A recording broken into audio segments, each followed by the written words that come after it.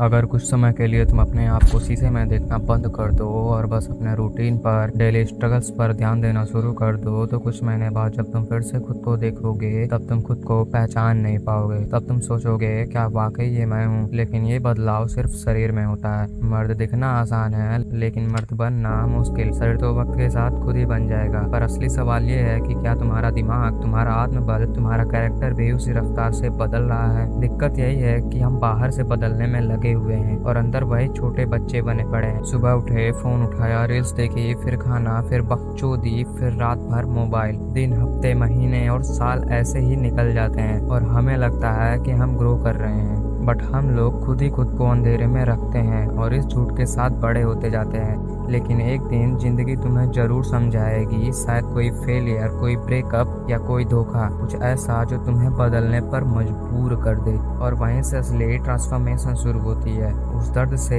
एक आग पैदा होती है जो कहती है अब बहुत हो गया, अब कुछ बदलना ही पड़ेगा। और अगर उस दर्द को तुमने सही दिशा दे दी तो वही दर्द तुम्हारा हथियार बन जाएगा। तब तुम खुद से कहोगे अब मैं तब तक नहीं रुकूंगा जब तक खुद को इतना मजबूत ना बना लूं कि कोई मुझे हरा ही ना सके।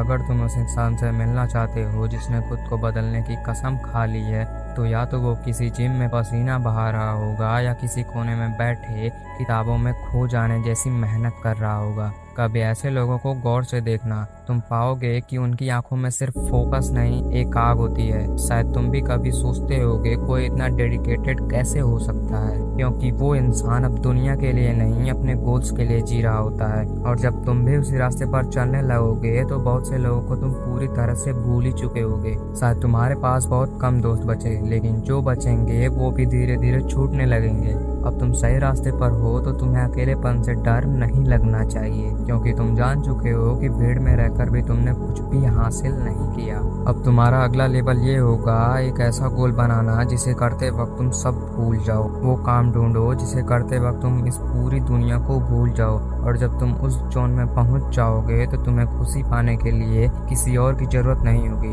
तुम्हारा फोकस सिर्फ तुम्हारे मिशन पर होगा। लेकिन याद रखो, शुरुआत भले ही जिम से हो, पढ़ाई से हो, अंत में असली सेटिस्फैक्शन तभी मिलेगा जब तुम खुद के लिए नहीं दूसरों के लिए कुछ करोगे। निष्काम कर्म यानी बिना किसी स्वार्थ के काम करना।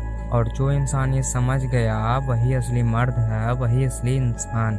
अब अगली बार मैं बताऊंगा कि ऐसा निष्काम कर कैसे करते हैं, एक ऐसे कैरेक्टर की मदद से जिसे लगभग हर कोई जानता है लेकिन समझता कोई भी नहीं।